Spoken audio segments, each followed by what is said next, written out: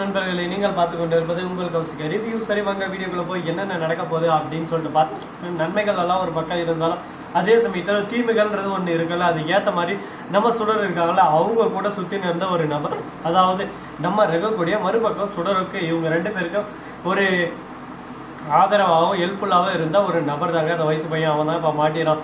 அவன் எப்படி மாட்டுறான் அப்படின்னு சொல்லிட்டு பார்த்தீங்கன்னா நம்ம பாபு இருக்காருல, அவரு தான் எட்டு போயிட்டு ட்ராப் பண்ணாரு. அந்த சமயத்தில் அவனை பார்த்துருக்காரு. அது அவங்க வந்து கரெக்டாக இவங்க வந்து சூப்பர் மார்க்கெட் போகும்போது வந்தாலும் அந்த சமயத்தை அடிச்சு பிடிச்சி அவனை இழுத்துட்டு போயிட்டு நம்ம தீபிகா கிட்டே மறுபக்கம் மல்லிகாவும் வர வச்சு ஒப்படைக்கிறாரு. நம்ம பாபு பண்ண ஒரு தப்பு தீபிகா வர வச்சிருக்கூடாது. ஆனால் மல்லிகாவும் இருக்கிறதால அவங்க கிட்ட உண்மையெல்லாம் ஒத்துக்கிறான். ஆமா நான் பண்ண தப்பு தான், என்ன மன்னிச்சிருங்க, இந்த கொலையை பண்ணது வேற யாரும் இல்லை, கதிர் மறுபக்கம் நிஷாவும் தான் அப்படின்னு சொல்லிட்டு சொல்றாங்க. என்ன சொல்றீங்க, நீங்க சொல்றதெல்லாம் உண்மையா அப்படின்னு சொல்லிட்டு கேட்டா, அட ஆமாங்க அம்மா பிராமிஸா உண்மைதான், இது எல்லாமே பண்ணது கதிரேசன் மறுபக்கம் நிஷா, இதுக்கும் மல்லிக்கு எந்த சம்மதம் இல்லை, விஜய்க்கு எந்த சம்மதம் இல்லை அப்படின்னு சொல்லிட்டு சொல்ல வராங்க.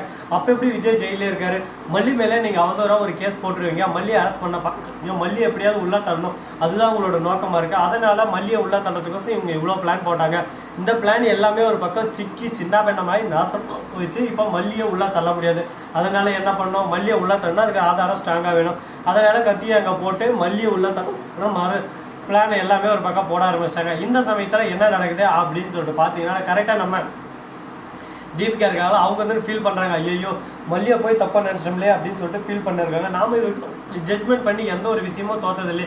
மல்லி தான் தம்பி விஷயத்துல எப்படியோ இல்லையோ இந்த கேஸ்ல அவன் இல்ல அதனால இவெல்லாம் உள்ள தள்ளக்கூடாது, நம்ம நீதி நியாயம் இது எல்லாமே நம்ம பாக்குறாரு, நாம போய் இதுல கொஞ்சம் கோளாறு கொடுத்தாலும் அது நம்மளோட வாழ்க்கையில நம்ம பண்ண எல்லா கேஸுக்கும் ஒரு முற்றுப்புள்ளியாவே இருந்துரும் அப்படின்னு சொல்லிட்டு யோசிச்சுருக்கேன். சரி ஓகே, இந்த தப்பா நம்ம செய்யக்கூடாது அப்படின்னு சொல்லிட்டு ஆதாரத்தை காட்டி இந்த இடத்துல அரசு ஆகுது கதிரேசன் மறுபக்கம் நிஷா தான் சொல்றாங்க. விக்கல் ஏன் ஒரு பக்கம் வந்துகிட்டே இருக்கா அப்படின்னு சொல்லிட்டு பார்த்தேன், என்னை வந்து ரொம்ப நினைச்சிட்டு இருக்காங்க, நீ இப்படி ஒரு அளவுக்கு எங்களை பத்தி பேசுறியடா அப்படின்னு சொல்லிட்டு ரொம்ப ஆர்வத்தோடையும் இதோடய பார்த்துட்டு இருக்காங்க. அதனாலதான் விக்கல் ஒரு பக்கம் வந்துகிட்டே இருக்கு. சரி இதெல்லாம் ஒரு பக்கம் இருந்தாலும் அதே சமயத்துல மறுபக்கம் கரெக்டா நம்ம தீபிகா இருக்காங்களா, அவங்க வந்து போயிட்டு வக்கீல் கிட்ட எல்லார்கிட்டையும் பேசுறாங்க. வக்கீல் வந்து சரி ஓகேம்மா நீ எது வேணாலும் பண்ணு, எல்லாமே நல்லா திக்க, நீ எது பண்ணாலும் அது கரெக்டாக தான் இருக்கும் அப்படின்னு சொல்லிட்டு சொல்றாங்க. சரி ஓகே, தீபிகா சொன்னது ஒரு பாயிண்டா இருந்தாலும் அதே சமயத்தில் அவனையும் ஒரு பக்கம் அரெஸ்ட் பண்றாங்க. இந்த மாதிரி அவனுக்கு கேப் மாதிரி முள்ள மாதிரி முடிச்சு வைக்க இந்த குழந்தையா இருந்ததுக்காக அவனையும் அரெஸ்ட் பண்றாங்க. நம்ம பாபு இருந்து ஒரு பக்கம் ஆதாரத்தை காட்டினதான் ரொம்ப சந்தோஷப்படுறாரு, எப்படியோ நம்ம மாப்பிள்ளை வெளியே போறாருன்னு சொல்லிட்டு. ஆனா விஜய் வெளியே வரலீங்க.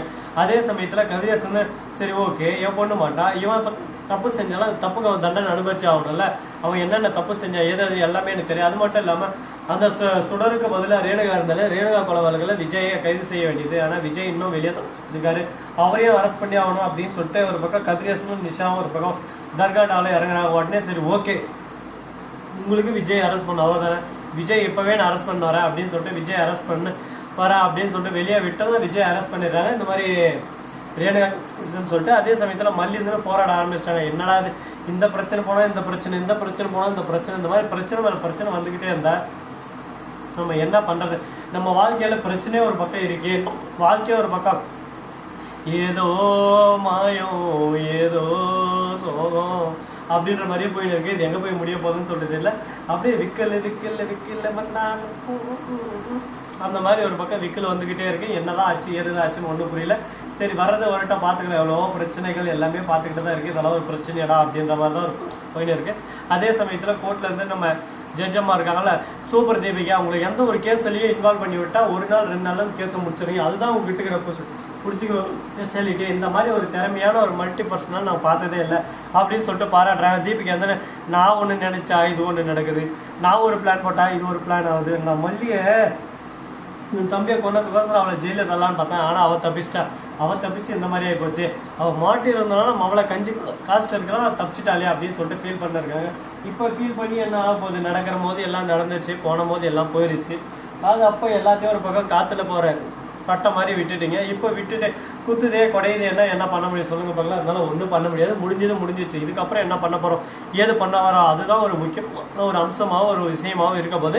இதுக்கப்புறம் என்னென்ன பண்ண போறாங்க என்னென்ன நடக்க போகுது அப்படின்னு சொல்லிட்டு பாத்தீங்கன்னா கரெக்டா நம்ம விஜய் இருக்காருல்ல அவரு என்ன பண்றாரு அப்படின்னு சொல்லிட்டு பாத்தீங்கன்னா ருத்ரன் தாண்ட வர்றாரு ஒரு பக்கம். எதுக்காக அப்படின்னு சொல்லிட்டு பாத்தீங்கன்னா போலியான ஒரு கேஸை போட்டு இத்தனை நாள் எங்க உயிரை வாங்கினீங்களேன்னு சொல்லிட்டு இந்த விக்கில் ஒரு பக்கம்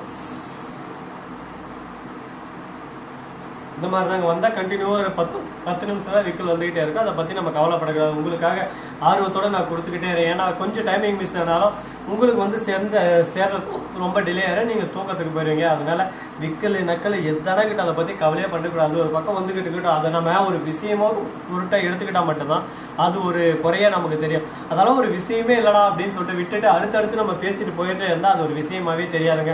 அதனால இதுக்கப்புறம் என்னென்ன பண்ண போறோம், என்னென்ன நடக்க போகுது அப்படின்னு சொல்லிட்டு பார்த்தீங்கன்னா கரெக்டாக நம்ம விஜய் இருக்காருல, அவர் என்ன பண்ணாரு அப்படின்னு சொல்லிட்டு பார்த்தீங்கன்னா போயிட்டு வெண்பா கிட்டே கட்டி பிடிச்சி ஒரு கதறி ஆடுறாரு.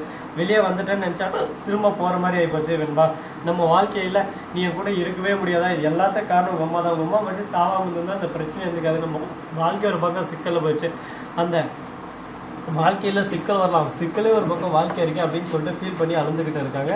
இந்த ஃபீலிங் எல்லாமே ஒரு பக்கம் நல்லபடியாக தான் போயின்னு இருக்கு. இதுக்கப்புறம் என்னென்ன நடக்கும், எது நடக்க போகுதுன்னு சொல்லிட்டு பொறுத்திருந்து பார்த்தா தெரிய போகுது. பார்ப்பான்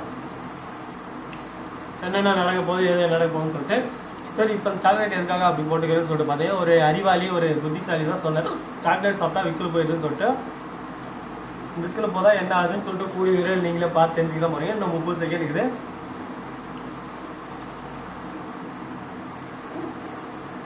அப்படின்லாம் வருது, ஒன்றும் பண்ண முடியாது. இந்த வீடியோ பிடிச்சிருந்தா லைக் பண்ணுங்க, கமெண்ட் பண்ணுங்க, ஷேர் பண்ணுங்க, டிண்டிங் பெல்லை தட்டி விட்டு போங்க. அப்பதான் நான் போகிற அடுத்த வீடியோ உங்களுக்கு கூட நோட்டிஃபிகேஷனும் வந்து கொண்டே இருக்கும். மிக்க நன்றி, தேங்க்ஸ் ஃபார் வாட்சிங். டாடா, see you, நன்றி, வணக்கம், மதம், மருகத்தேர்கா.